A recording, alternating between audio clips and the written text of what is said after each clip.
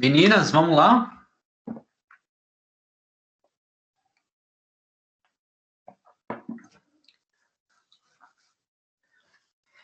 Aula, Gilma, Jodna, Sabrina, cadê Sim, vocês? professor, estamos aqui.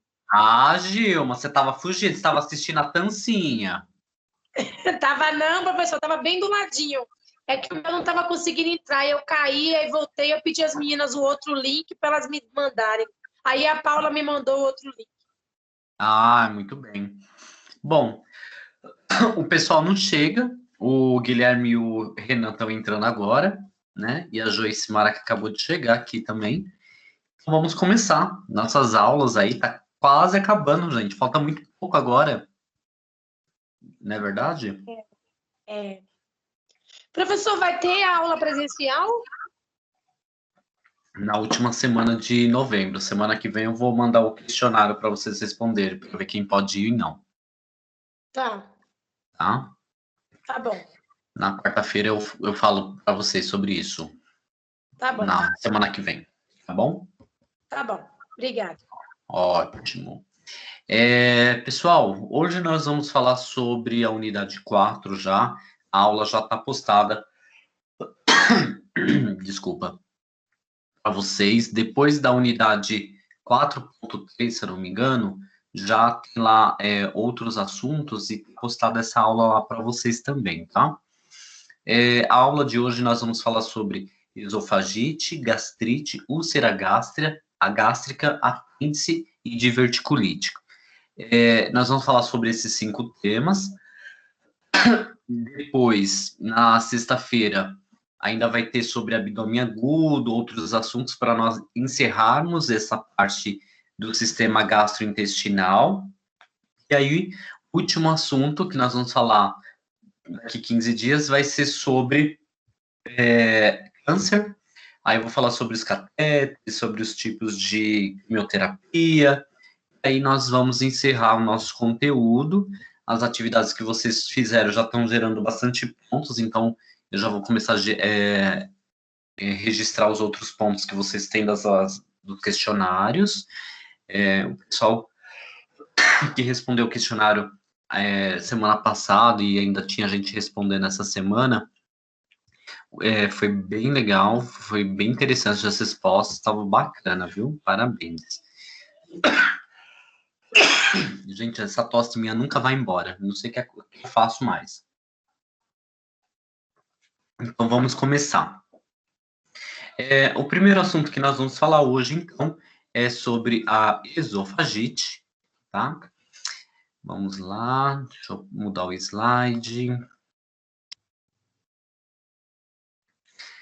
Então, aí nós temos a foto de um tórax, temos a imagem do esôfago, do estômago, né? E quando nós falamos da esofagite, nós estamos falando exatamente do esôfago. Quando se fala de it, isso indica que algum lugar está com uma inflamação, uma irritação ou um inchaço. Então, a esofagite, ela é uma inflamação que está acometendo o esôfago, né? É justamente a parte que liga a nossa boca ao nosso estômago, né? E ali há um processo inflamatório, ou talvez um inchaço, ou um processo de irritação, por algum motivo. Passando à frente, vamos entender melhor aí essa esofagite. A esofagite, geralmente, ela pode acontecer após o paciente vir apresentando alguns, como que eu posso dizer, episódios de refluxo, né, do estômago, e isso faz com que o ácido que está nesse estômago vá para o esôfago, né? E aí, quando esse ácido sobe, isso é chamado de refluxo. Refluxo gastroesofágico, né? E aí, o refluxo ela é considerado uma doença autoimune, é chamado então de esofagite eosinófilica, tá? E também causa ainda uma condição por alguns aspectos. Quais condições que pode levar o paciente a ter, então, este problema de saúde? O uso de álcool excessivo, o fumo, cirurgias ou cirurgias torácicas, retirada de câncer do tórax, aí como exemplo, vômitos, tudo isso faz o paciente a desenvolver uma esofagite, tá?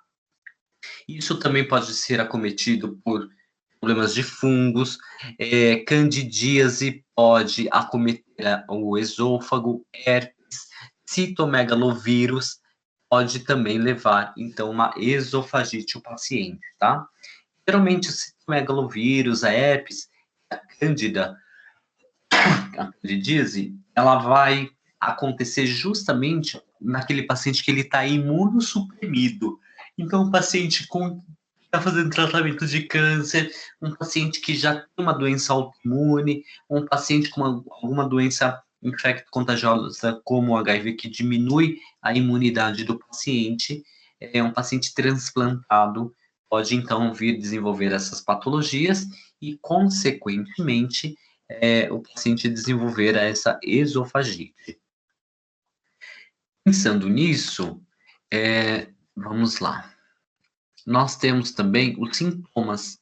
Quais são os sintomas que a esofagite vai acometer o paciente, vai mostrar para nós, enquanto profissionais, que pode estar levando a uma esofagite ou podemos pensar em uma esofagite?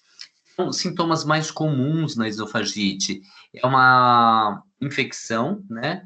Ou também pode ser uma irradiação que leva essa inflamação para o estômago.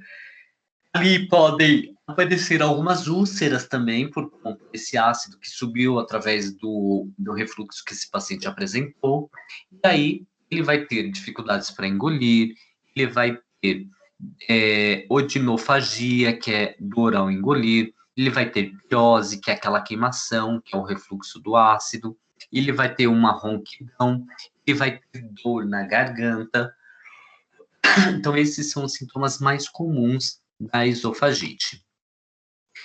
Pensando nisso também, vamos pensar no diagnóstico, né? O diagnóstico de esofagite, ele primordialmente, ele é através de uma consulta clínica, né? E essa confirmação, ela vai vir através de uma endoscopia digestiva alta, né? Uma série gastrointestinal superior, como raio-x, de bário de deglutição, que é um exame bem específico, também pode ser usado, porém esse exame é um exame bem caro, nem todo mundo tem acesso a esse tipo de exame. E também, quando faz a biópsia ou a endoscopia, pode então fazer uma remoção do pedaço de um tecido desse esôfago e encaminhado para anátomo patológico, a saber se existe um processo cancerígeno neste paciente, ou também descobrir a causa, a bactéria, o vírus, que pode estar levando esse paciente a desenvolver essa esofagite. Pensando nisso também, nós vamos seguindo aqui, nós temos então algumas complicações que é comum. Essas complicações, elas vão desde a inflamação, e pode incluir alguns processos aí neste meio. Quais processos? Um estreitamento da área do esôfago, né, que nós chamamos isso de estenose, que é aquela dificuldade para a ingestão de alimentos sólidos. Esse paciente ele pode vir apresentar uma úlcera esofágica. Esse paciente ele pode apresentar algumas alterações pré-cancerosas do revestimento esofágico. Esse paciente pode vir desenvolver asma, bronquite, quando esse suco gástrico ou esse conteúdo gástrico entra nos seus pulmões. Esse paciente ele pode, então, apresentar essa esofagite dependendo da acidez desse conteúdo gástrico que está provocando esse refluxo nele, né? Então, e outras substâncias tóxicas também pode levar essas complicações como a esofagite no paciente, né? A inalação de uma fumaça tóxica pode levar a uma esofagite. Algo também bem interessante aqui, vamos ver, eu coloco aqui algumas recomendações para quem sofre de esofagite, e que nós podemos orientar enquanto enfermeiros, se o paciente ele estiver recebendo alta, por exemplo, por conta de uma esofagite, que foi o motivo da internação dele. E aí, na alta deste paciente, você vai orientar, né?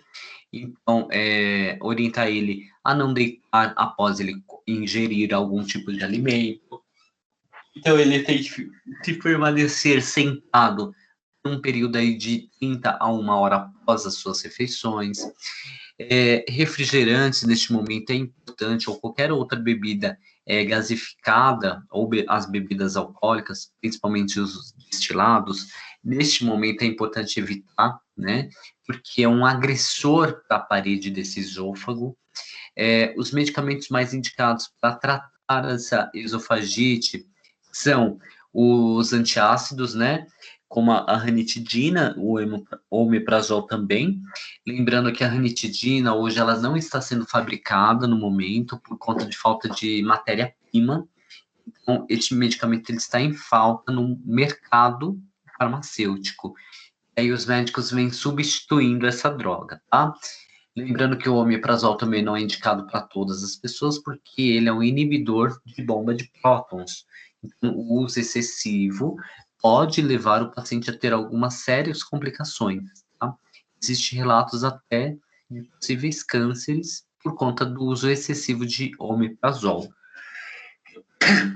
As pessoas não se atentam a isso, e qualquer dorzinha que elas sentem, elas vão lá e se automedicam com omeprazol e acham que está tudo certo. Mas não, elas podem estar procurando um grande problema para a vida delas com a automedicação. Agora, a esofagite cáustica, que também existe, né, essa condição, ou também é uma condição chamada de esôfago de Barré, elas podem se desenvolver depois de anos através do refluxo gastroesofágico, né?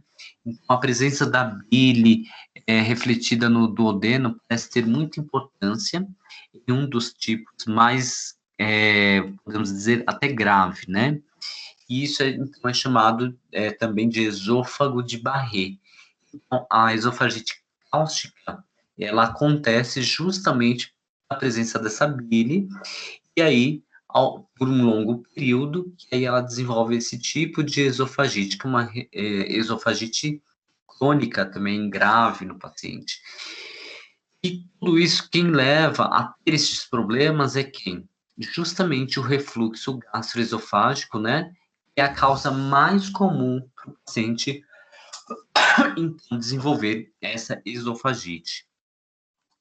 Depois disso, nós temos a gastrite. Pessoal, a esofagite para vocês ficou claro? Tem dúvidas? Querem perguntar?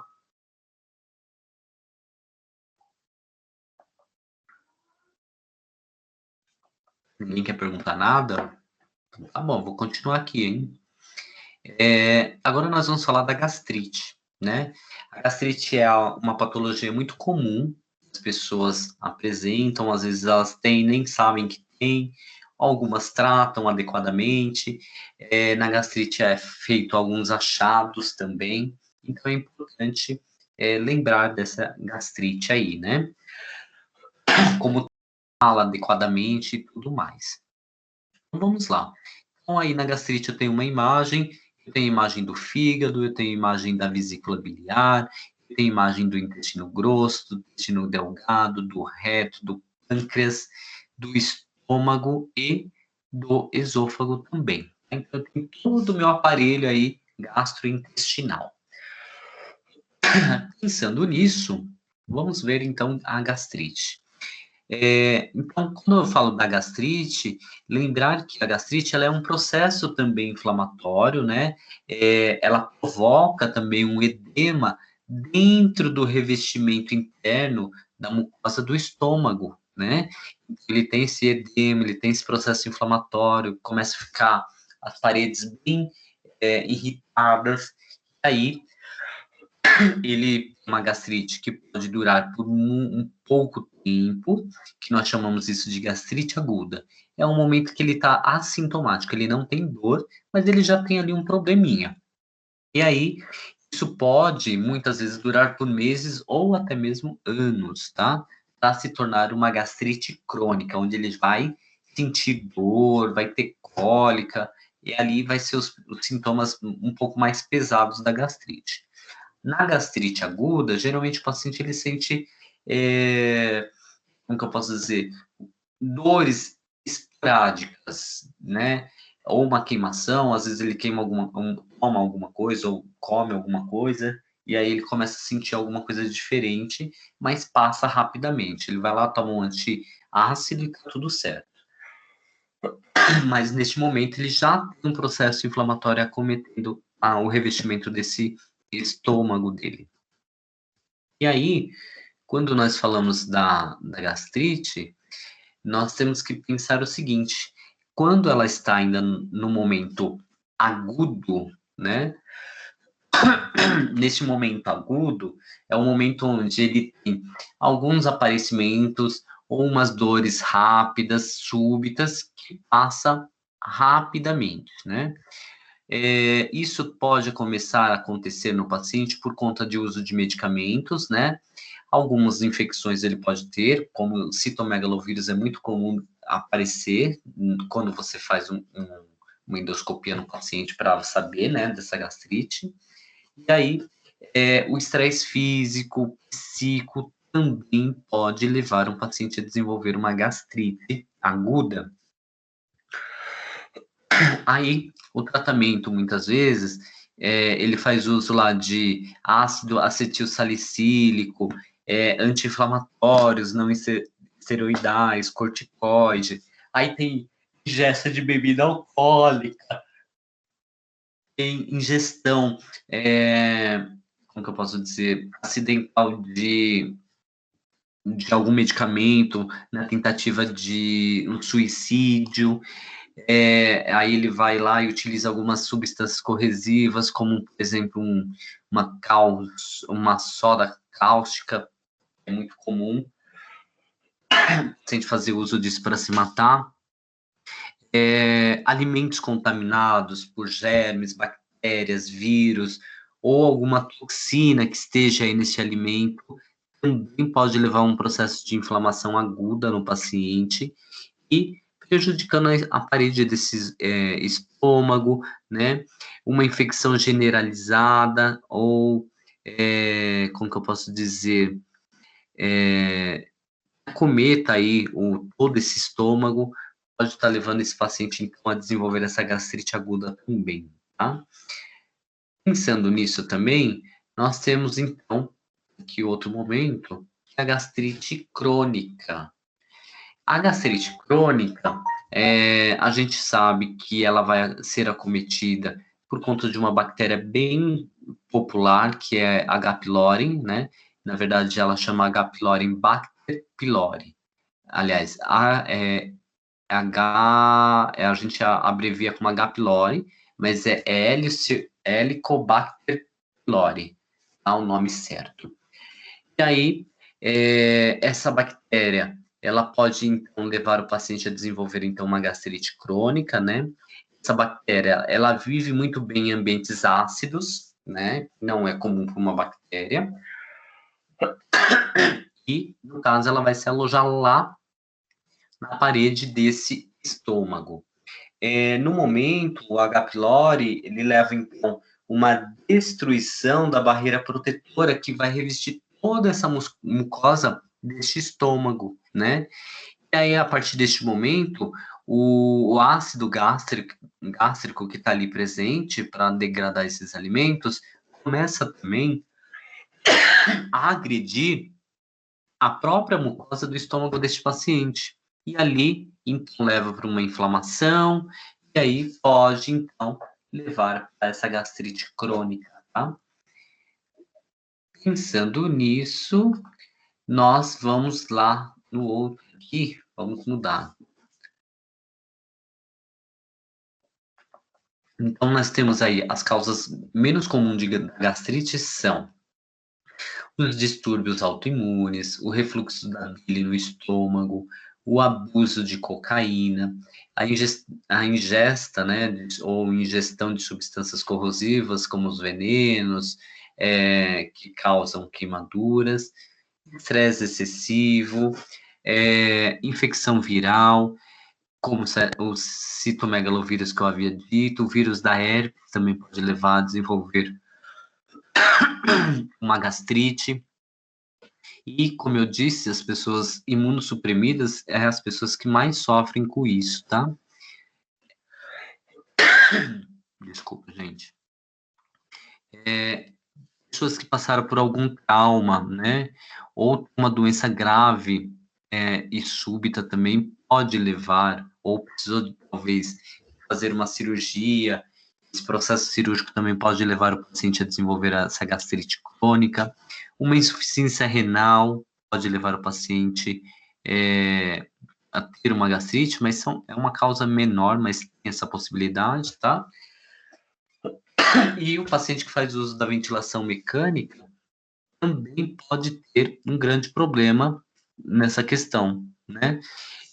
De desenvolver essa gastrite também, tá?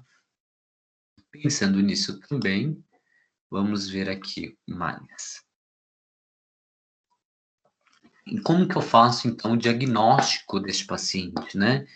O diagnóstico, ele sempre vai incluir um hemograma para fazer a avaliação da série vermelha e branca desse sangue, uma endoscopia digestiva, de preferência com biópsia, os testes de H. pylori que são realizados, exames de fezes para rastrear nesse exame se tem sangue, né? E a partir daí também eu tenho que pensar na questão do tratamento, né? Mas antes disso, lembrar que um paciente que tem gastrite, ele pode apresentar uma hematêmese, que é a presença de alguns coágulos de sangue vermelho vivo, tá?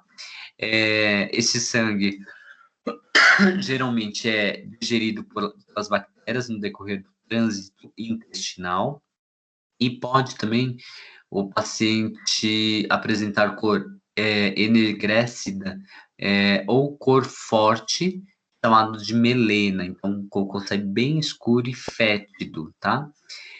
E pode também ter, exceto um sangramento muito intenso. Então, vai ser um sangramento bem tranquilo, porém, muitas vezes pode ser contínuo, tá? Além disso, a hemorragia digestiva pode acontecer por algumas complicações, situações graves, como o estresse, ao longo da permanência de doentes em UTI. Em períodos pós-operatórios, é muito comum o paciente apresentar uma hemorragia severa. Pacientes com queimaduras extensas pelo corpo, pacientes politraumatizados e pacientes com sepse também estão suscetíveis a desenvolver a gastrite. Vamos ver aqui o próximo. Então, sintomas da gastrite. Aparece aí. A gastrite, então, ela vai ter uma dor circunscrita, né? Uma dor bem localizada no estômago, né? E essa dor, geralmente, ela começa numa região epigástrica, logo abaixo o externo. Então, quando você tem o externo, começa aquela queimação abaixo, fique atento, já é um processo inflamatório que você está tendo na parede do seu estômago. E os sintomas também, além da dor epigástrica, o paciente pode ter uma dor vindo acompanhada de uma azia, de uma queimação, né? Então, ele tem uma dor gástrica, que ele vai sentir essa azia, essa queimação. Pode também haver retorno do suco gástrico, né? Por defeito no esfíncter desse paciente ou na estrutura muscular, que não controla a comunicação entre o esôfago e o estômago. A azia pode piorar quando a pessoa deita, né? E depois de refeições volumosas ou gordas, né? Pode o paciente, então, apresentar tudo isso. O paciente que tem gastrite, geralmente, ele tem uma perda do apetite, ele sente muitas náuseas, vômitos, e também vem com esse sintoma aí da dor de gastrite, tá? Assim também, ele vai perceber que tem presença também de alguns vômitos, fezes, um pouco mais excessiva. Então, ele vai perceber que há uma coisa desregulada ali, tá? Vamos ver o tratamento. Então, o paciente foi diagnosticado com H. pylori, tem que iniciar o tratamento, né, dessa causa, o que levou esse H. pylori, tratar isso, para o paciente poder curar, até mesmo não ter uma complicação no seu estômago. Depois disso, lembrar que o tratamento também é realizado com antiácidos, antagonistas H2, né? Que seria a famotidina, cimetidina, ranitidina, anisatidina, que pode ajudar nesse aspecto.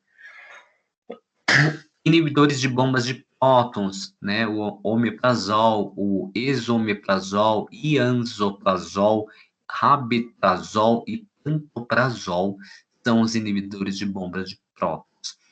Os ácidos também podem ser usados para tratar a gastrite crônica, que está sendo causado por uma infecção pela bactéria H. pylori, tá?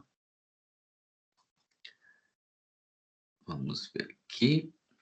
Então, as recomendações que podemos dar aos nossos pacientes é sempre respeitar os horários de refeição, né? Ser um pouco mais regrado, fazer pequenas porções de refeições ao longo do dia, né? Então, sempre deixar constante o uso aquele alimento a cada 2, 3 horas, o que for melhor, indicado pelo nutricionista para esse paciente. Mastigar bem os alimentos, isso é importantíssimo. Não comer rápido, não ser acelerado, engolir devagar. Então, isso tudo é importante para evitar um processo inflamatório. É importante também sempre frutas, verduras, legumes, carnes magras, importantíssimo para essa dieta. Tabagismo é bom nem pensar, tá? Evitar também tomar analgésicos, café, bebida alcoólica, refrigerante ou qualquer tipo de líquido que contenha cafeína. E aí, vamos mudar. Pessoal, dúvidas em gastrite? Querem perguntar alguma coisa? Ninguém tem nada para perguntar? Pode continuar, então. Então, vamos lá. A úlcera gástrica, então, gente, ela é uma lesão que pode ocorrer em diversas partes do organismo, né? Como na pele e no cólon, que nós chamamos isso de colite ulcerativa, tá? As úlceras pépticas, as úlceras gástricas e úlceras de duodeno na junção do estômago com o intestino delgado, e as do esôfago, que são mais raras. Então, percebam que essas úlceras, elas podem aparecer em qualquer momento, em alguma área do nosso trato esofágico, gastrointestinal também. Então, é muito comum aparecer aí, então, essa úlcera. A partir desse momento, também é importante perceber alguns aspectos também que acontecem na úlcera, como a afecção no aparelho digestivo, né? Afeta-se cerca de 10% da população e a causa tem se tornado cada vez mais rotinamente, né? Então, é rotina ter esse processo de úlcera gástrica. É importante também entender que o entendimento da doença, melhores medicamentos, acompanhamento, isso tudo é importante para o paciente que já tem a úlcera lá formada, tá? Pensando nisso, vamos ver aqui outro resultado. Outro slide.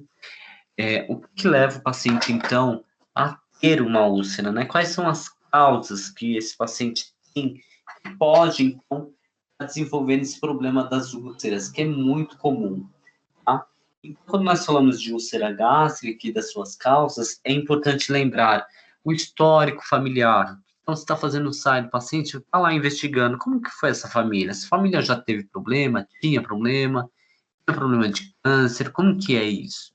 E aí é investigado todos esses aspectos. A partir do histórico então, de familiar, você tem um subsídio na questão genética, né? Que pode justificar o aparecimento dessa úlcera péptica. A questão da bactéria H. pylori, né? Que ele pode levar, então, o paciente a desenvolver essa úlcera, né? Porém, ela tende a ser uma úlcera que pode desaparecer por conta da bactéria, né? Então, se tratar adequadamente, você consegue tratar essa úlcera adequadamente no seu estômago. AS, anti-inflamatórios não esteroidais, o uso constante desse tipo de medicamento pode provocar o aparecimento dessas úlceras, né? O estresse, isso é inevitável hoje, nos dias de hoje, né?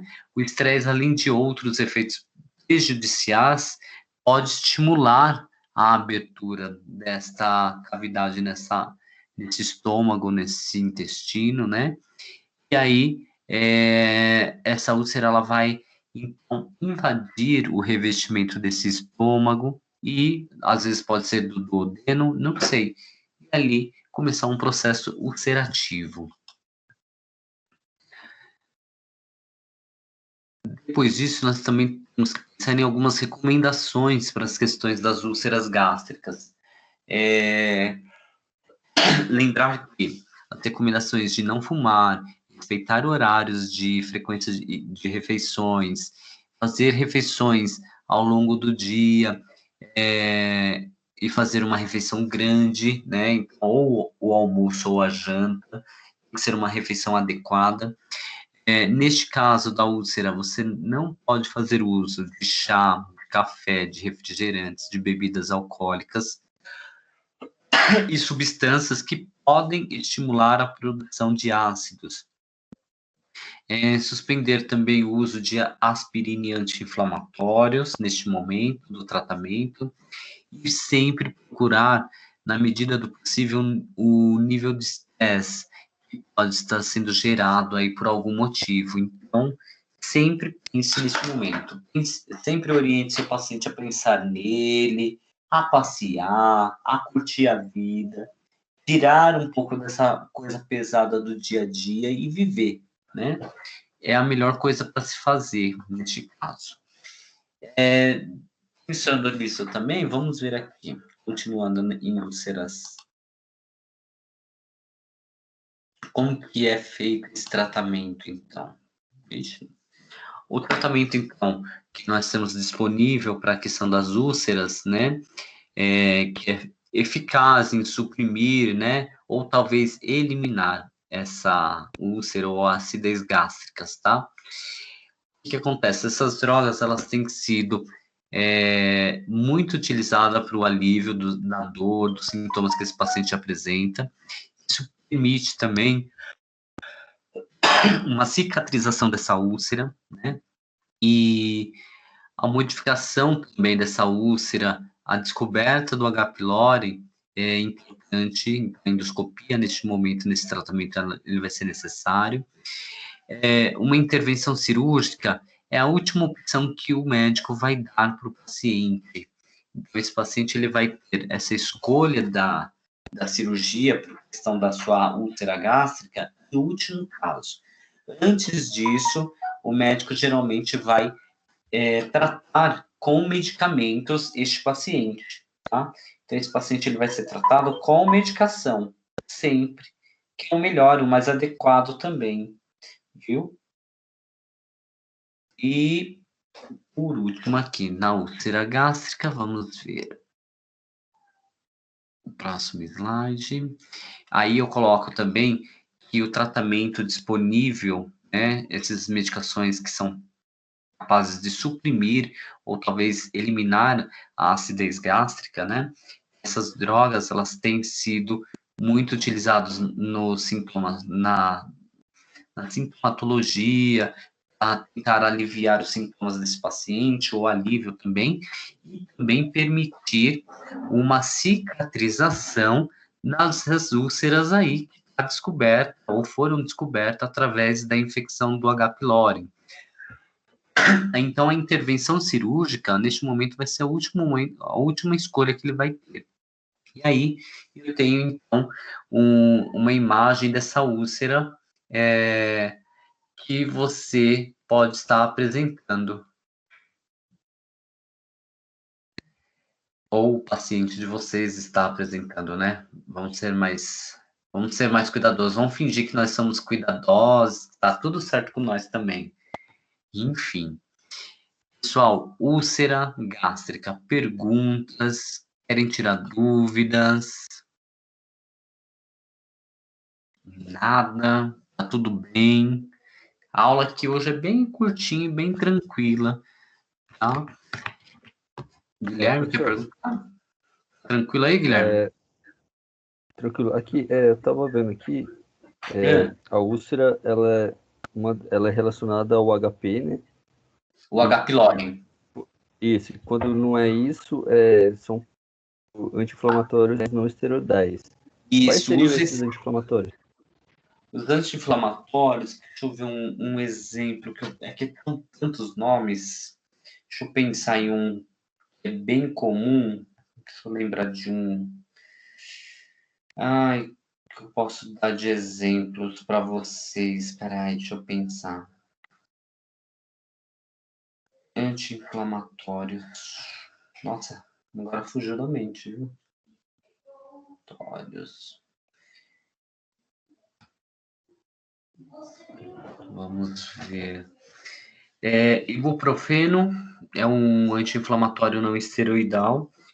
Ibuprofeno geralmente é usado mais em criança, mas pode ser usado também por adultos.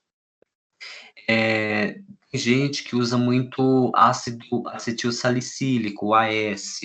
Esse medicamento também pode levar, muito tempo de uso, pode levar o paciente a ter ou desenvolver uma úlcera também, tá? O paracetamol, que é muito comum o pessoal utilizar o paracetamol. O paracetamol também é uma medicação, um anti-inflamatório não esteroidal, é considerado, né? Embora o pessoal fale que é analgésico, mas ele também é considerado como uma propriedade ou uma atividade anti-inflamatória também, tá? Porém, ele tem um poder maior de analgesia. O diclofenaco de sódio também pode ser considerado é considerado um anti-inflamatório não esteroidal.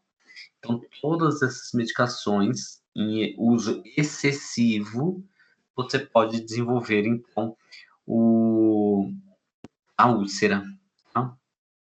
É comum, certo? Marcou aí, Guilherme? Ok, professor, obrigado. Nada. Mais perguntas, pessoal? Querem perguntar mais? Nossa, tantas perguntas. Nada. Vamos continuar aqui. Nós temos a apendicite, né?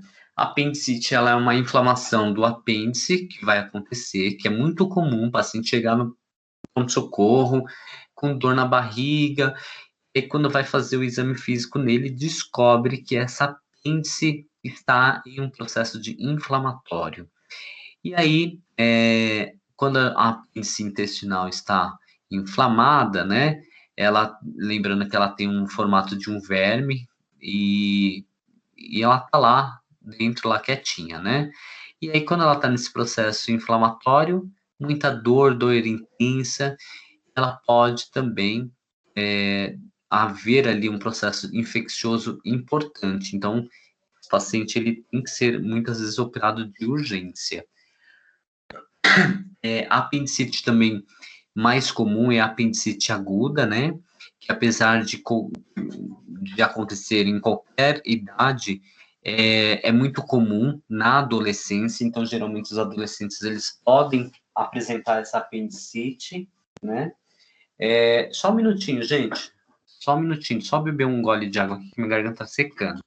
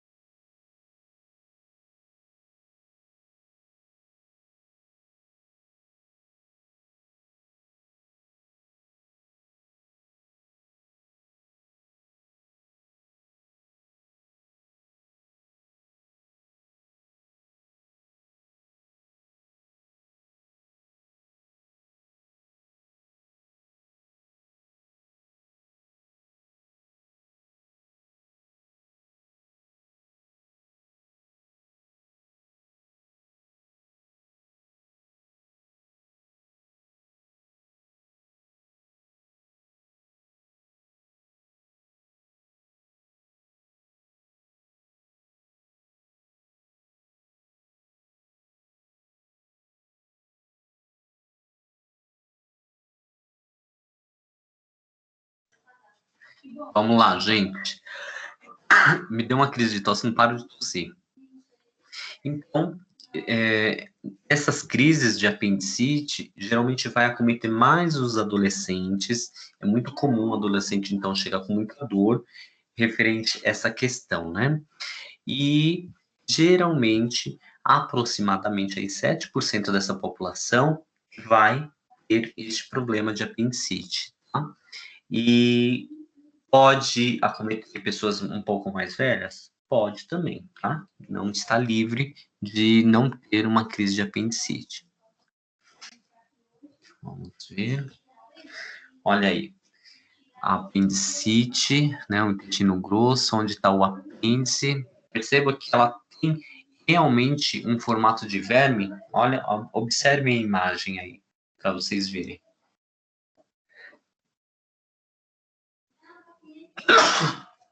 Olha, hoje tá demais, tosse, espirro, é tudo.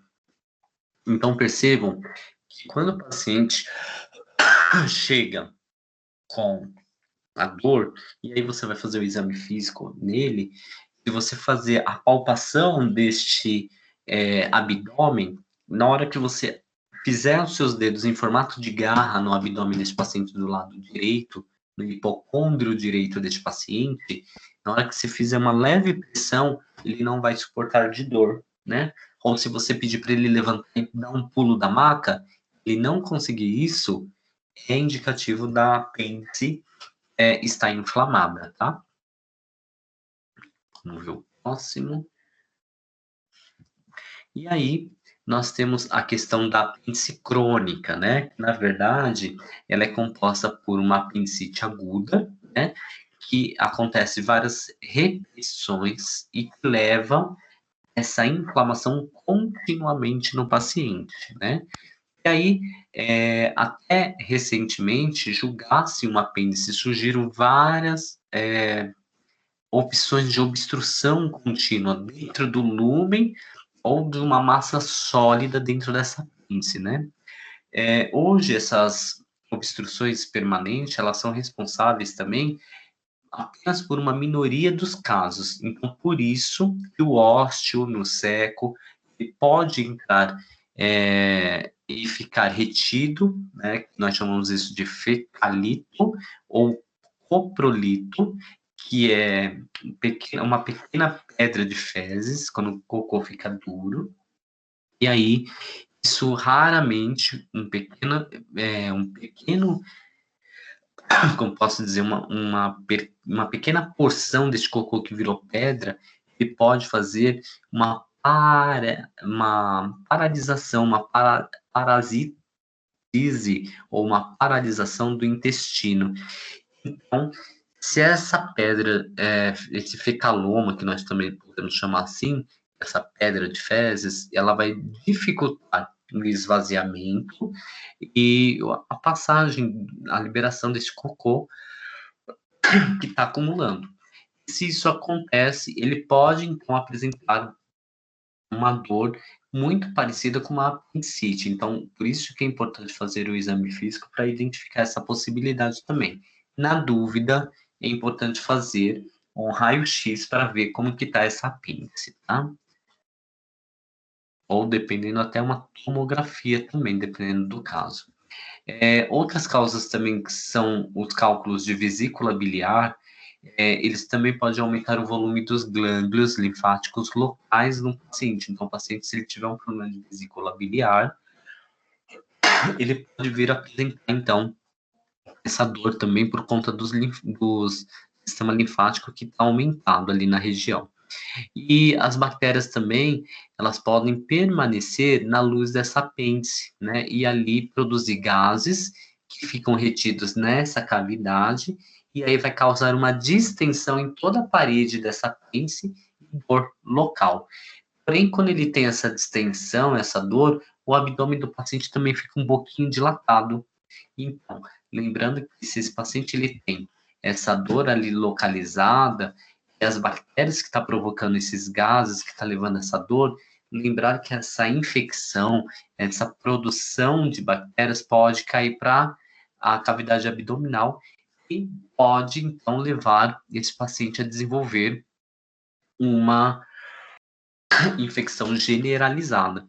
Então, é importante observar se esse paciente ele está evoluindo adequadamente, se ele tem alguma coisa anormal acontecendo com ele, tá? Vamos ver aqui o próximo. Então, a apendicite, ela pode acontecer com o aumento da pressão interna dentro desse lúmen do órgão, né, que gera, então, uma isquemia, que é um déficit de oxigênio, e após várias horas de deficiência de oxigênio nessa apêndice, a isquemia, então, ela vai se transformar em uma necrose. Aí, você tem morte das células ali. Isso vai estimular ainda mais uma produção grande de bactérias, né? E a maioria desses casos, ele deve ser, então, devido a uma infecção direta do apêndice aberto, né? Ou após uma breve obstrução, que pode levar a este tipo de caso. Outro aspecto também importante na apêndice são as suas complicações. Como que acontece essa complicação? De onde está vindo? O que está acontecendo, né? Então, quando eu penso na obstrução, eu tenho que pensar também que essas complicações, elas são comuns, ela pode também ter uma perfuração livre de um órgão para a cavidade peritoneal. Então, eu posso ter o extravasamento dessas bactérias, como eu disse, na cavidade peritoneal desse paciente, e aí, a partir daí, eu tô levando infecção até para a corrente sanguínea, se duvidar. Então, tem que tomar muito cuidado. O extravasamento de fezes também, o pus, para fora da alça intestinal, é um problema importante também, que você pode levar essa septicemia, né?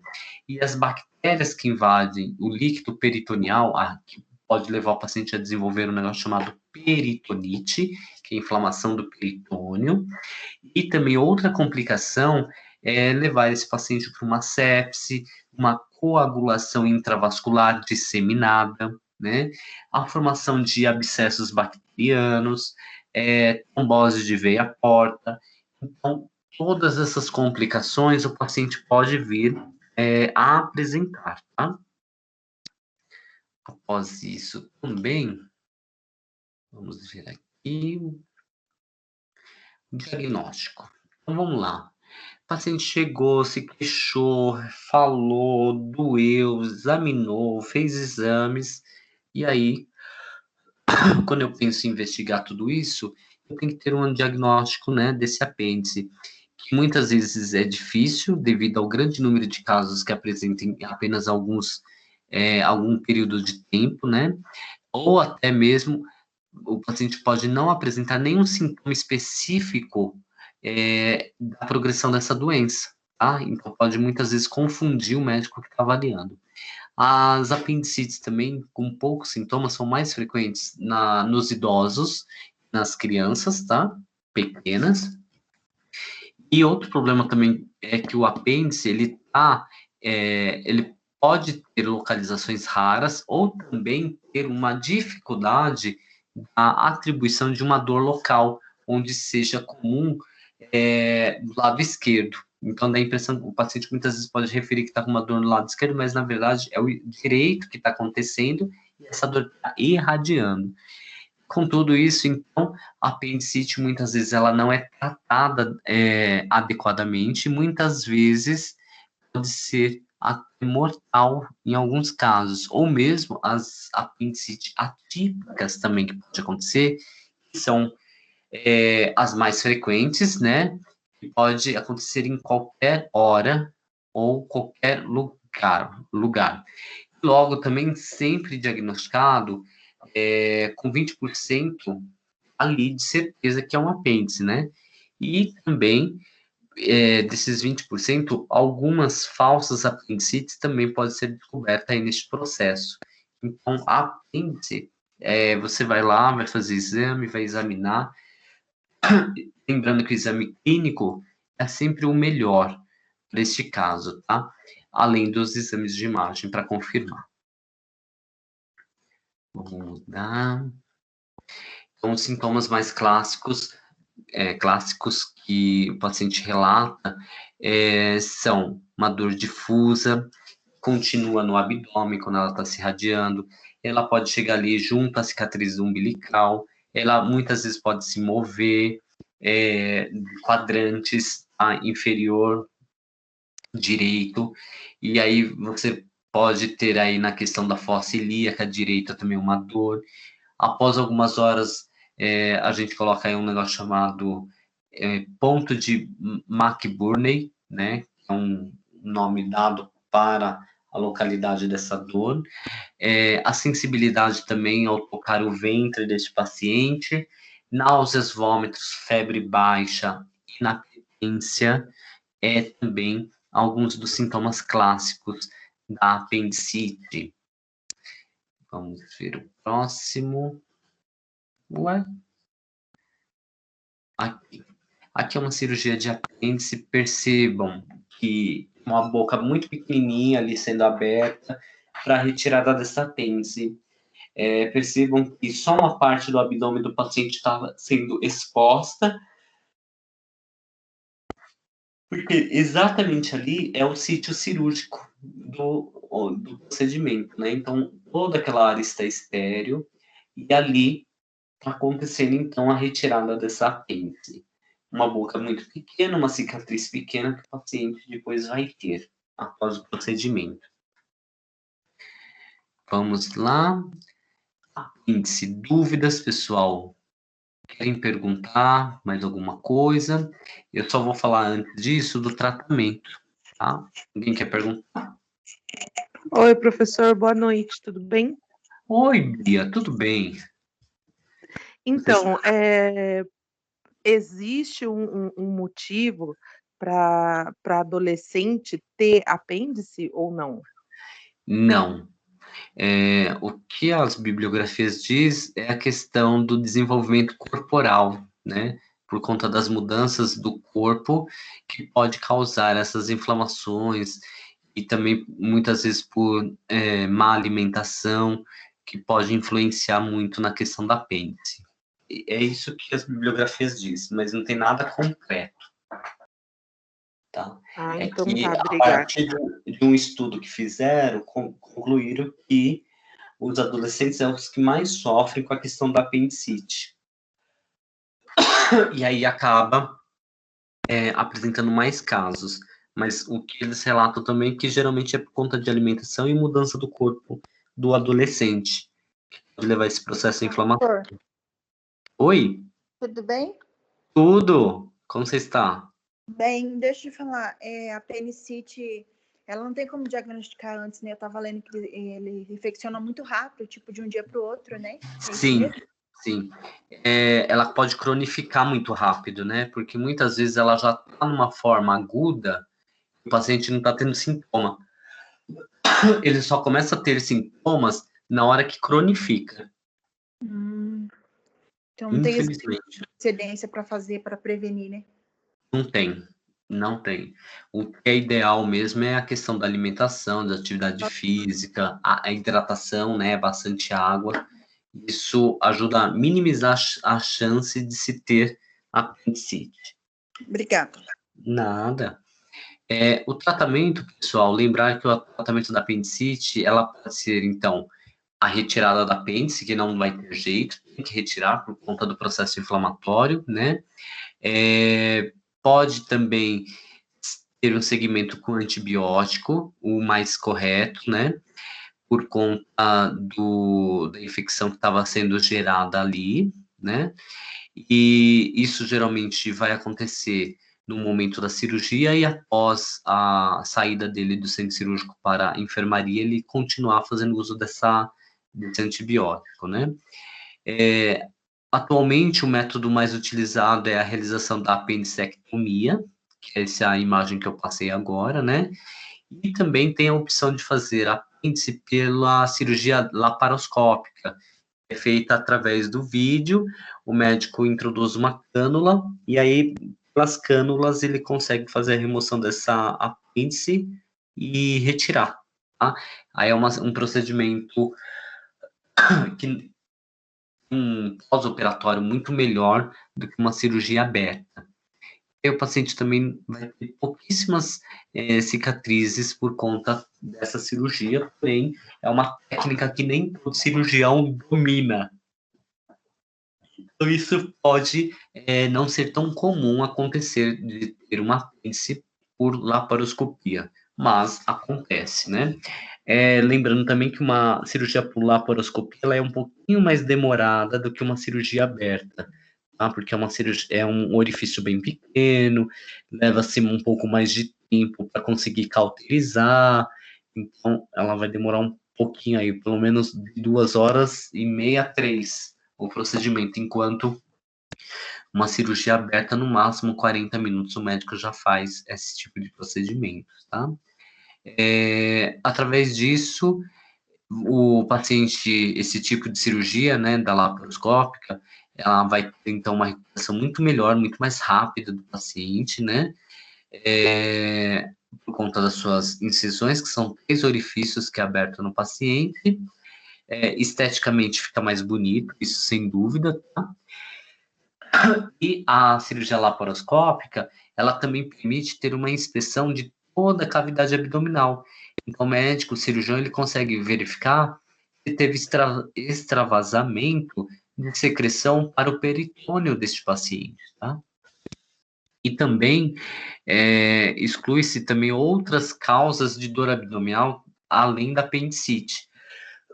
Então, o médico ele pode fazer procurar algo a mais ali através dessa cirurgia. Alguns casos de apendicite também, o paciente pode apresentar algum abscesso, né? E aí, muitas vezes, esse abscesso, ele tem como que eu posso dizer, uma colonização de bactérias, né? Ali presente. Então, através da cirurgia laparoscópica, é possível, então, verificar todas essas possibilidades. Vamos ver aqui o próximo. O slide está lentinho. Apêndice é isso, gente. Querem perguntar mais alguma coisa? Apendicite. É muito comum dela aparecer no pronto-socorro e no centro cirúrgico, né? Muitas vezes entra como urgência ou emergência também, tá?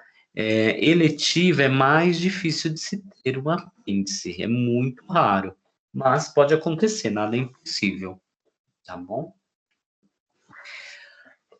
Vamos falar então agora da diverticulite. Além da diverticulite, na sequência aí tem também a questão da doença de Crohn, que nós vamos falar aí da colite, tá bom?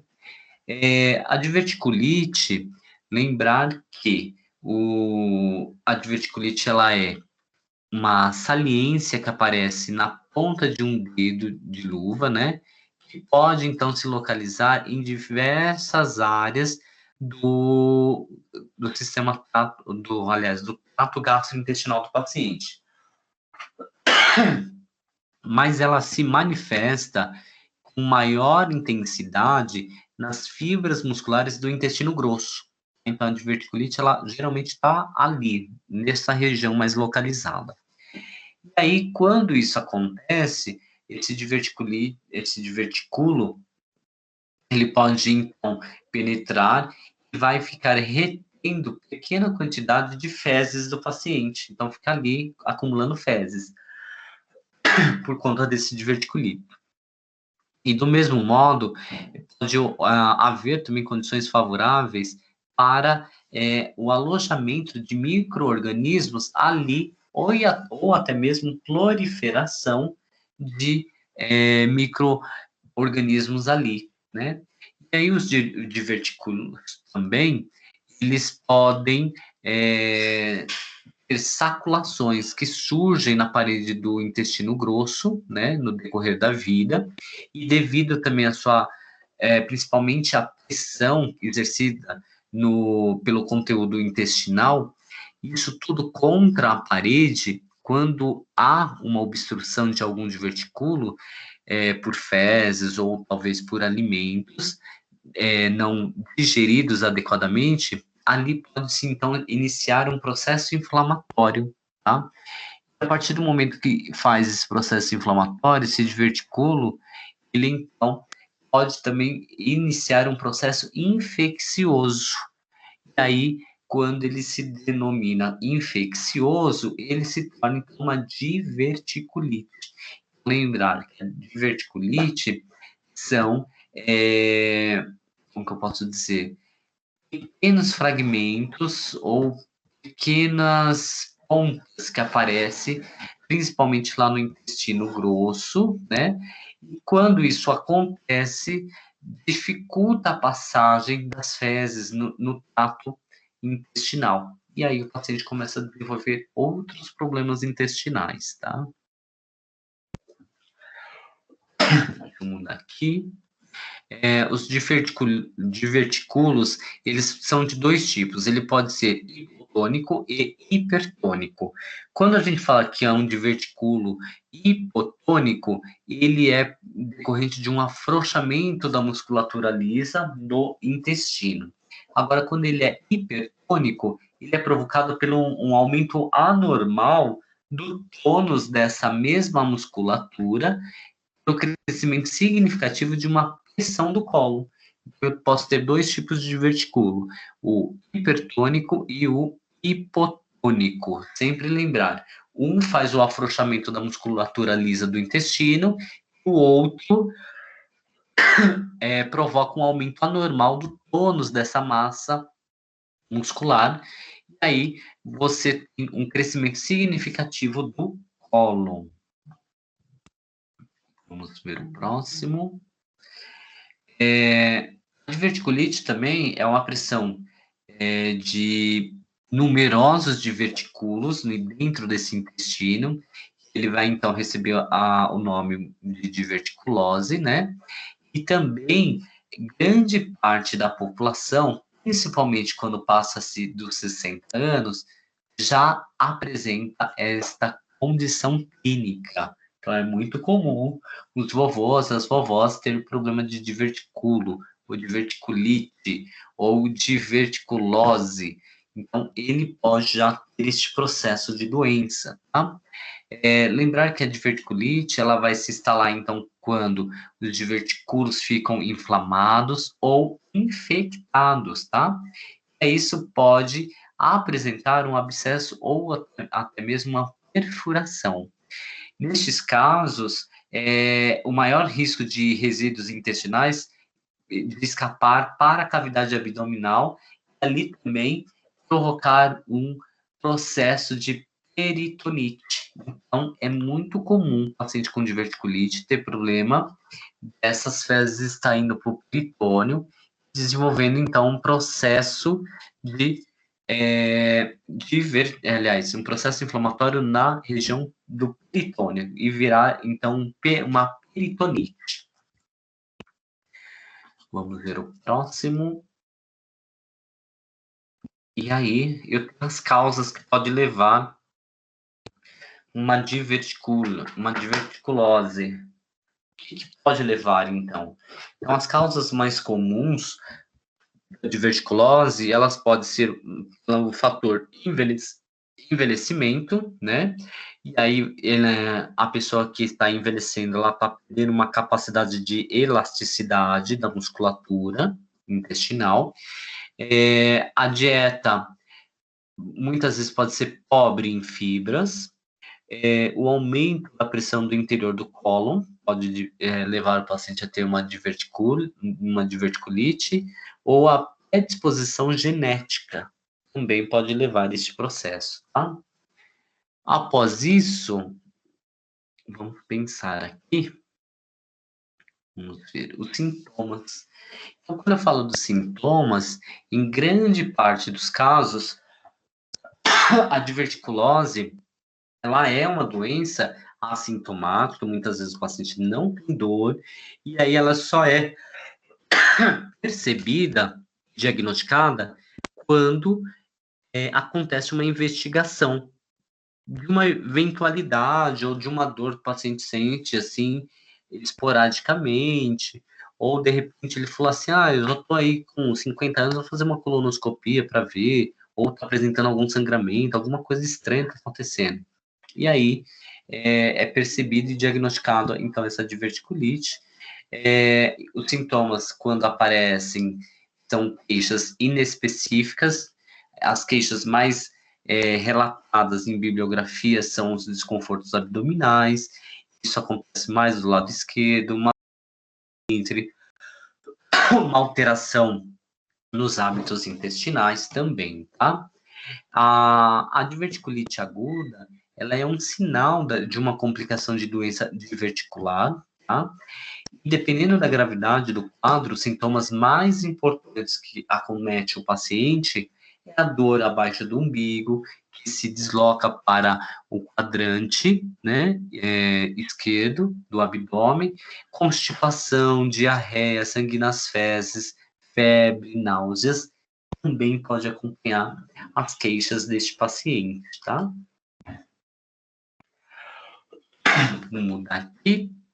Então, o diagnóstico, como é feito? O diagnóstico da diverticulite aguda leva em conta a história do paciente, o exame clínico, os achados da tomografia computadorizada também. Um enema opaco e a colonoscopia não devem ser indicados nessa fase inicial do tratamento do paciente, tá? Porque o trânsito livre das fezes pela perfuração do divertículo pode, então, provocar um quadro de infecção abdominal, tá? Peritonite grave, tá? Então, nesse caso, não é recomendado, porque ele pode ter pequenas fissuras no intestino e levar, então, a passagem dessas fezes para a cavidade abdominal. É importante também estabelecer um diagnóstico diferencial da diverticulite, indispensável, tá? Neste paciente. A questão do apêndice, câncer de colo, doença de Crohn, também deve ser investigada neste paciente, tá? É importante para se ter certeza do que está acontecendo com esse paciente. Outra coisa que vamos ver agora, o tratamento. Como que é tratado uma diverticulite, né? Então, o tratamento, ele vai depender da gravidade, das queixas dos pacientes, né? Geralmente, o tratamento inicial da diverticulite é associado a uma dieta leve, líquida, a prescrição de analgésicos e anabolizantes, antibióticos. E, em geral, 72 horas após o tratamento iniciado, 80% dos casos evoluem para a cura do paciente, tá? Outra coisa também que é importante é se a resposta for diferente. Restam então duas opções. O paciente ele pode ser submetido a uma cirurgia para a retirada de parte do intestino por conta do acúmulo excessivo de divertículos, tá? E isso então vai comprometer, aliás, vai ser comprometido os divertículos e a drenagem dos abscessos através de uma punção transcutânea que é realizada no paciente, tá? E também a diverticulite aguda costuma ser mais frequente, né? A cirurgia, neste caso, ela pode ser programada para o paciente. Então, posso fazer uma cirurgia eletiva, o paciente está bem, ele consegue esperar até a data para poder receber esse procedimento cirúrgico, tá? Vamos ver aqui o restante. As recomendações que a gente daria, as orientações para os pacientes é a seguinte: sempre alimentos ricos em fibras na sua dieta, então isso tem que se tornar um hábito. Frutas, vegetais, cereais integrais e grãos são importantes para o processo digestivo deste paciente e todo fundamental para um bom funcionamento desse intestino, né, e a preservação da doença diverticular. Aumentar também a ingesta hídrica para facilitar a formação do bolo fecal, fazer uso de laxantes por conta própria para combater as crises, pode acontecer, é bom sempre ter um respaldo médico, né, uma prescrição, né, e ajudar a observar como que é o trânsito intestinal, como que isso pode melhorar. Então, ter um aceleramento desse metabolismo pode ajudar? Pode também, tá?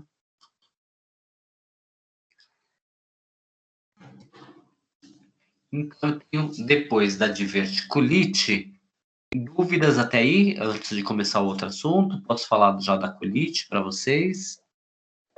Ou querem parar um pouquinho? Tá tranquilo. Tranquilo? Então, falta pouquinho agora. Falta só 19 slides para acabar, gente. Então, aqui, nós temos, então, a diverticulite, né, que é um acúmulo, um monte de saquinhos que vai acometer ali a parede muscular. E, diferentemente da diverticulite, a colite, ela é um processo inflamatório que acomete o intestino do paciente, né? E ela pode se manifestar de duas maneiras no paciente. Ela pode se manifestar como uma colite ulcerativa e ela pode se apresentar como uma doença de Crohn. E aí, nesses dois modos, pode acontecer a colite no paciente. Então, ela pode ser também causada indiretamente por medicamentos. Neste caso, é chamada de colite pseudomembranosa, tá? Genericamente, porém, o termo também se refere a qualquer inflamação, como a que é causada por uma virose do intestino, resultando numa uma diarreia aguda no paciente. Vamos lá.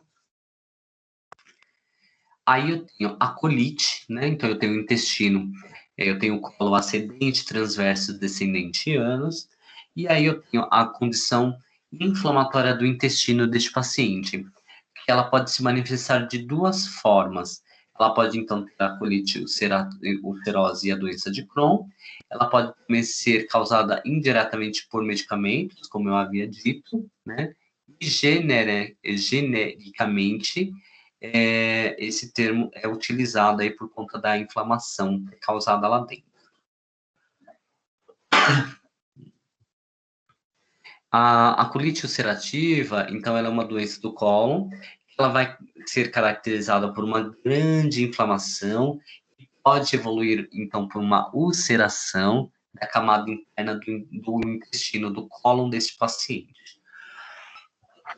Os sintomas mais característicos que o paciente apresenta numa colite é a questão da diarreia, né, com ou sem sangramento, né, e frequentemente uma dor abdominal. A colite ulcerativa também pode afetar apenas a parte inferior do cólon, né, então o reto, também chamada de proctive ulcerativa, tá? E se a doença afetar apenas o lado esquerdo do cólon, ela é chamada de... Ixi, gente, aqui também não está aparecendo. Você consegue ler aí, Bia, para mim? O meu aqui apareceu um negócio em cima e não sai do programa. Pancolite. Oi? Pancolite. Pancolite, exatamente, né? Ou limitada também, né? Que tá aí para vocês. Mudou o slide. Peraí, deixa eu voltar. Ixi, agora saiu tudo, gente. Vamos voltar ao slide. Peraí, deixa eu carregar ele.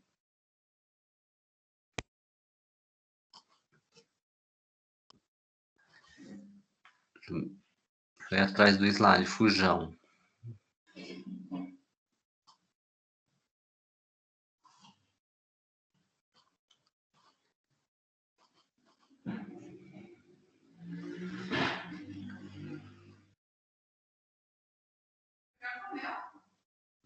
Professor, Oi, amor. Eu tô abrindo aqui o slide. Vamos ver se abre. Tá indo agora. professor, é a Jane. Oi, Jane. Professor, quem faz esse jejum intermitente corre o risco de ter uma gastrite? Corre. Corre. Ah, Infelizmente, porque você tá dando ácido pro seu estômago só. Durante aquelas horas que tá em jejum. Infelizmente, entendi. sim. E o paciente E eu fiquei sabendo que quem passa muitas horas sem comer, pode ocorrer o risco de ter um, tipo, mau hálito pro resto da vida, tipo assim, não consegue tratar o mau hálito? É um hálito cetônico. Pode acontecer, sim. Entendi. Desenvolver um hálito cetônico, né? Obrigada, professor. Nada. Deixa eu abrir aqui o slide que parou, que saiu os slides. Peraí, gente. O computador tá lento. Meu Deus.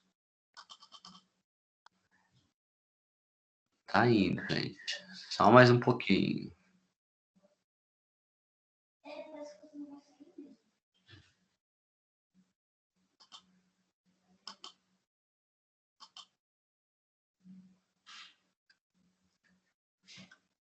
Vamos ver.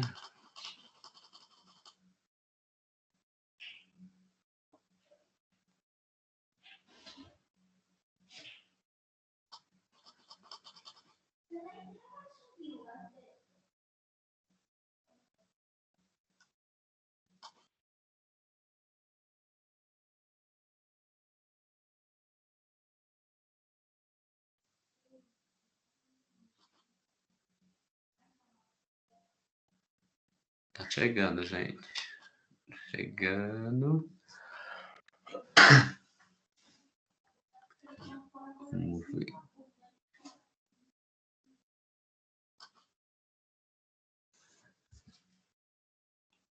Agora o slide não cabe nada, você acredita? Como pode isso, gente? Tava pegando aqui tudo bonitinho.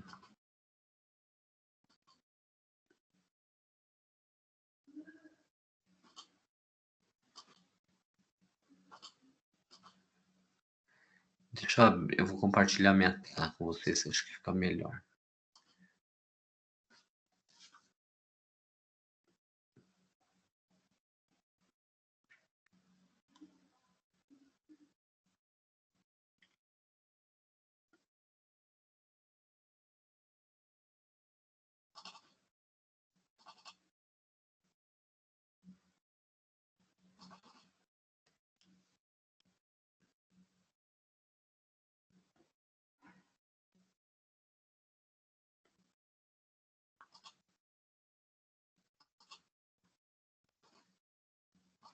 Compartilhar minha tela, meninos. Não quer abrir mais aqui.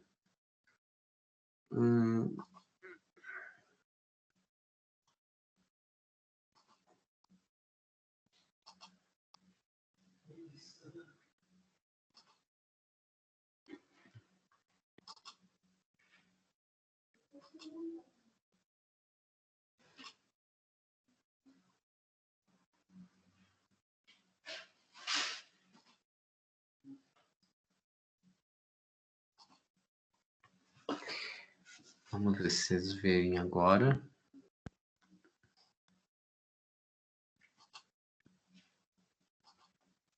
Tá vendo a minha tela, gente? Não, tá tudo Sim, branco. professor.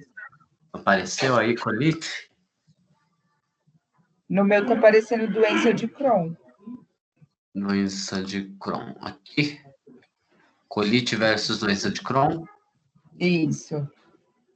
Ótimo. Então, vamos lá. Deixa eu só voltar na colite que a gente estava falando aí, né? Então, a colite, ela vai ser causada, é considerada uma doença inflamatória do intestino, do cólon, né?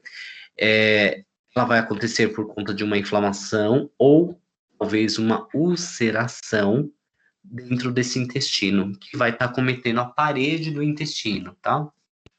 Este paciente, geralmente, ele tem dores abdominais, ele pode ficar um pouco, como posso dizer, letárgico, diarreias, então ele tem vários episódios de diarreia, né?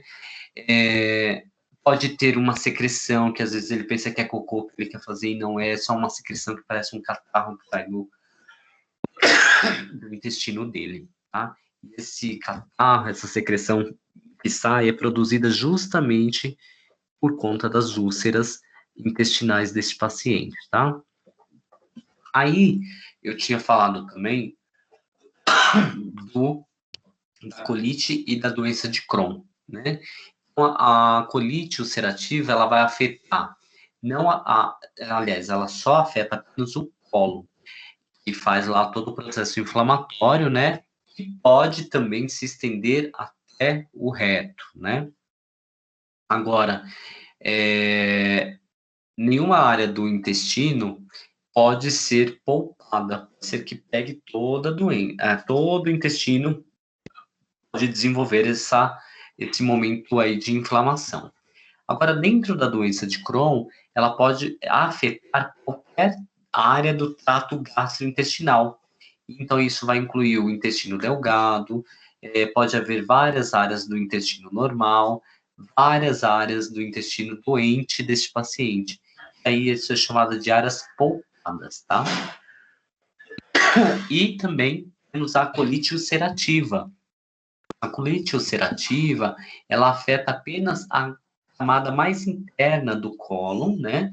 Enquanto a doença de Crohn, ela pode afetar todas as espessuras da parede abdominal do paciente. A colite ulcerativa e a doença de Crohn, elas são diferentes do cólon espástico, tá? Ou síndrome do cólon irritável, que é um distúrbio que leva à motilidade ou alteração da motilidade do trato gastrointestinal deste paciente. A colite também, esse tratamento, ela pode ser cirúrgico, tá? Aí envolve uma remoção de todo o cólon e reto do paciente, com a criação de uma ileostomia ou estoma externo. Então, vai utilizar a bolsinha, tá? diferente da doença de Crohn, que pode recorrer após a cirurgia à colite ulcerativa e curada após uma remoção do cólon, tá? Então, Crohn, você retira uma pequena porção do intestino e pode levar esse paciente a ter um sucesso, né, desse processo aí, dessa remoção desse cólon que ele teve com o restante do intestino interligado. Também tem sido desenvolvido algumas novas técnicas cirúrgicas para remover o cólon e manter a continuidade, a continência intestinal, e evitar, então, uma ileostomia, né? E essa técnica, ela envolve a criação de uma bolsa interna com o intestino delgado, né? E a sua fixação com o músculo do esfíncter anal, mantendo, então, assim, a integridade intestinal e evitando uma estomia, aliás, um estoma externo ou uma ileostomia para o paciente. Então, isso para o paciente é muito melhor, ele tem uma qualidade melhor de vida. Então, isso ajuda muito o paciente. A doença de Crohn também, pessoal, ela é uma doença inflamatória intestinal, então, geralmente, ela vai atingir o íleo, o cólon, ela pode, então, atingir o sistema do trato gastrointestinal, e ela pode se apresentar em 3 fases ou 3 momentos distintos. Ela pode se apresentar em uma fase inflamatória, ela pode se apresentar de uma forma fistulosa, ela pode, então, se apresentar como uma fibroestenose, né? E aí pode levar a alguns danos às células desse intestino, né? A questão imunológica ataca também uma parte desses tecidos do tubo digestivo, e aí isso pode levar a uma incerteza ou a certeza, talvez, da etiologia autoimune da doença, tá? A doença de Crohn, ela é uma das principais doenças inflamatórias intestinais que acomete o paciente. A colite ulcerosa, que difere em vários detalhes, muitos acreditam que a doença de Crohn e a colite ulcerosa são 2 manifestações externas e de uma mesma patologia intestinal. Ainda também não se tem grandes explicações disso também, tá? Outra coisa importante também sobre a doença de Crohn é a etiologia, né, que ainda oficialmente ela é desconhecida, não existe muitos relatos dessa doença. No entanto, supõe-se que ela é um resultado da hiperatividade intestinal do sistema imunitário digestivo por ação de fatores ambientais com tendência genética. Então, julga-se que esse fator ambiental será provavelmente um vírus ou bactéria desencadeia uma reação inflamatória descontrolada e inapropriada nas paredes do intestino. Se torna depois independente do agente inicial. A doença cursa também com formação de granulomas, uma forma de defesa específica do sistema imunitário contra algumas bactérias intracelulares ou fungos. Uma teoria também que tem sido suportada em alguns estudos ultimamente é que o agente desencadeador seja a Mycobacterium avium complexo. Dizem que a Mycobacterium é uma das causadoras da doença de Crohn. Tá? Contudo, também é importante frisar que, apesar da possível desencadeação desse agente infeccioso, né, que pode acontecer por uma desregulação de defesa do próprio indivíduo, fatores genéticos, ou também causada por algum micro-organismo, ou a suscetibilidade deste paciente, né? Esse micro-organismo também nunca causa a doença, ele favorece, tá? Também estuda-se também uma possível relação entre a doença e os fatores de fundo psicológico, já que o indivíduo possui um problema, mas pode manifestá-lo ou não. existem muitos relatos dizendo que paciente que tem um estresse muito forte, alguma alteração psicológica muito forte, um abalo emocional muito forte, e ele venha a desenvolver a doença de Crohn, ou talvez a colite ulcerativa. Então, o estresse, o sofrimento, a tristeza, tudo isso pode mexer com o seu psicológico. E lembrando que todas as nossas emoções, o intestino absorve tudo isso. E o nosso intestino, ele trabalha muito essas questões. E aí absorve tudo isso e pode se transformar nessa doença chatinha de se tratar, tá? Aqui tem um exemplo da doença de Crohn, onde ela pode acometer o paciente, né? Então, o paciente pode ser acometido em alguma dessas partes que estão em vermelho, pode ser chamado de doença de Crohn, pode atingir o intestino deste paciente. Vamos lá. A doença de Crohn também, ela se manifesta igualmente em homens e mulheres, então não tem uma distinção, tá? Grande parte desses casos em parentes próximos, tá? A incidência dessa doença, ela comete os pacientes entre 20 e 40 anos, tá? E uma incidência mais alta para os fumantes. A doença de Crohn já é um fator de risco para o câncer de intestino, então é uma predisposição, tá? Isso pode ocorrer de diversas situações.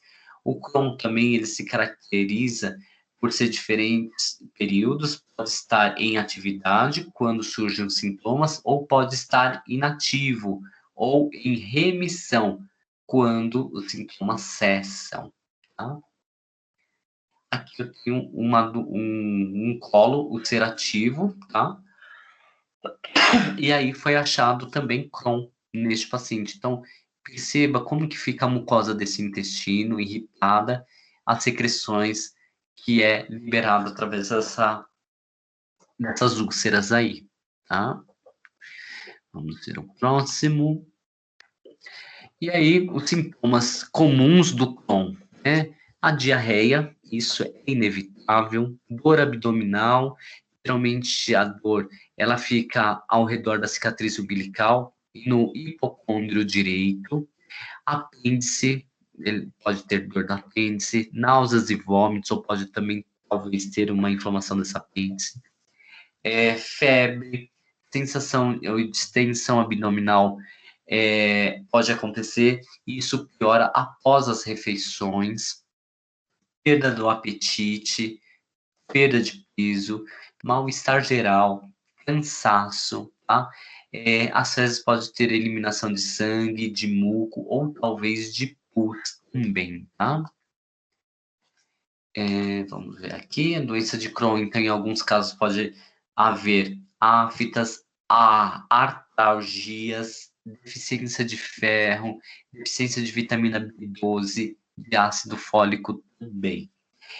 As complicações são mais possíveis com a repetição das crises, que artralgias ou artrite, em alguns casos, abscessos e fístulas, né, que é comunicações anormais que facilitam as infecções, obstruções intestinais devido à inflamação ou à aderência de parte dessa inflamação dos intestinos e a fibroração, né, que é fibrosação, desculpa, que é uma fibrose que acomete toda essa parede durante o processo de cicatrização daquelas úlceras, cálculos vesiculares devido à má reabsorção intestinal dos sais biliares pode acontecer, pode ter cálculo biliar, pode desenvolver sim, tá?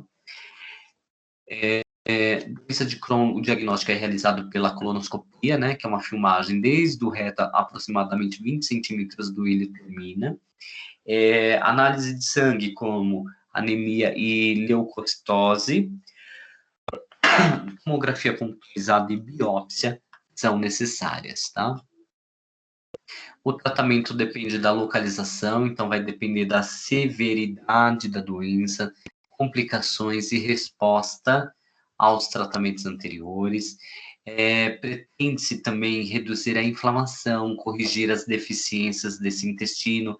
Então, corrigindo a nutrição deste paciente, você consegue minimizar o alívio e os sintomas deste paciente. Você consegue incluir medicação, complementos nutricionais, cirurgia ou a combinação das três. Pode acontecer? Pode também. Os fármacos mais usados são os imunodepressores, né? Que é a azatioprina, como aminocilatos e corticoides. A cirurgia com excisão das regiões mais afetadas melhora o prognóstico dos casos mais graves dos pacientes. A doença de Crohn também afeta as pessoas com intolerância alimentar, muitas vezes a lactose, comida picante, chocolate, álcool, café, leguminosas e especiarias, tá? Todo esse tipo de alimento, o paciente que tem doença de Crohn, ele não pode fazer uso. Assim que o regime alimentar deve ser individualizado através da dietoterapia, pretende-se também manter ou aumentar o peso através dos carboidratos de absorção rápida, mas também de gorduras numa quantidade bem tolerada também desse paciente. E, para finalizar, quais são as recomendações que daria para um paciente com doença de Crohn? Então, as recomendações vai partir, na maioria dos pacientes doentes, quando ele entra no período de remissão, quando ele está acabando aqueles sinais e sintomas, né? Leva a vida praticamente normal. Algumas medidas simples podem ajudar a prevenir as crises. Então, não fumar, praticar atividade física moderada, identificar os alimentos que lhe mais faz mal ou pode agravar os seus sintomas, controlar o peso, evitar, na medida do possível, situações de estresse, que isso é difícil, reduzir a ingestão de alimentos gordurosos de origem animal e de alimentos ricos em fibras, orientação também sempre com o nutricionista para lecionar uma dieta balanceada e verificar o aspecto das fezes, sempre. Finalizado, pessoal. Dúvidas, perguntas? Quais são as dúvidas de vocês? Querem perguntar? Me falem. O que vocês querem? Professor, Oi. essa doença de Crohn, ela não tem cura, ela só tem tratamento, é isso? Ela não tem cura, ela só tem tratamento. Ela pode ficar latente, ela tem 3 momentos. Ou ela fica em latência, é o momento que ela não tem sintomas, está inativa, a doença. Ela tem um momento que ela está em atividade e tem um momento de remissão, quando ela está curando os sintomas e entrando na fase de latência. Mas não tem cura, infelizmente.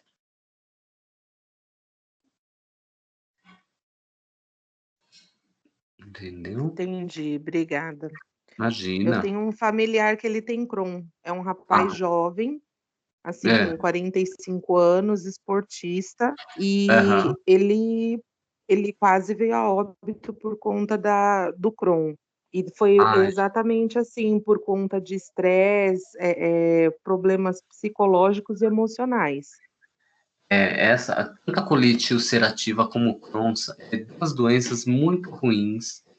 O paciente ele fica bem debilitado nas crises. Essa questão de falar Fica que mesmo. sente cansado, desmotivado, isso é verdade. Ele relata muita dor nas pernas, é um A pessoa cansaço fica bem excessivo. emagrecida. Parece até que Fica. é outra doença, não tem nada a ver com gastrointestinal. Exatamente, porque ele não está fazendo a absorção de vitaminas, né? E de ferro. Isso é um grande problema. Isso.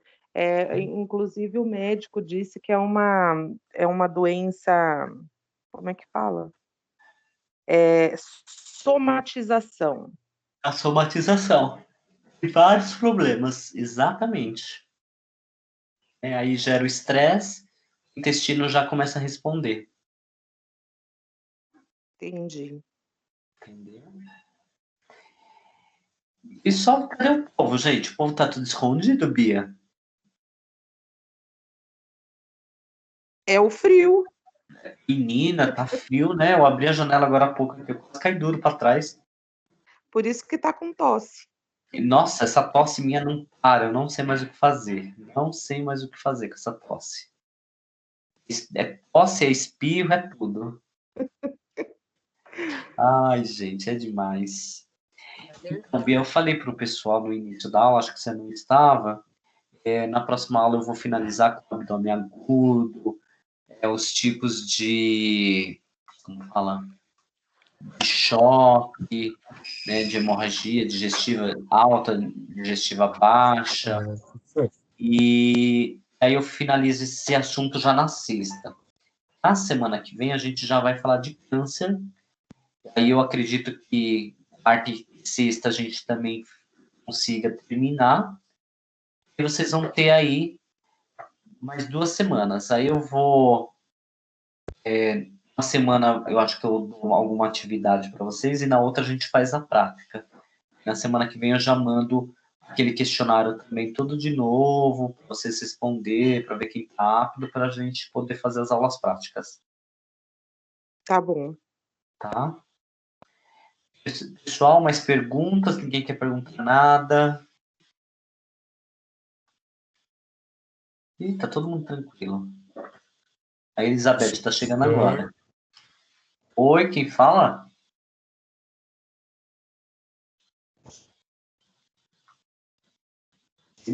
Quem quer falar? Ih, tá tudo quieto. Até a Sabrina não quer falar, Bia.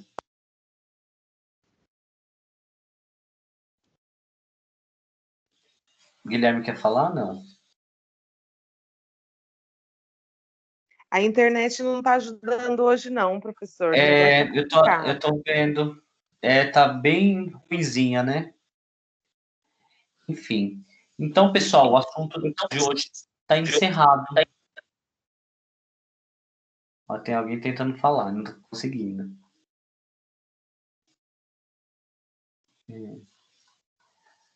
Então, pessoal, o assunto está encerrado. Eu já vou liberar vocês. Sexta-feira a gente termina o assunto. Sem problema algum. Edivanete, fala. Diga. Tá levantando a mãozinha aí? Edivanete, pode falar.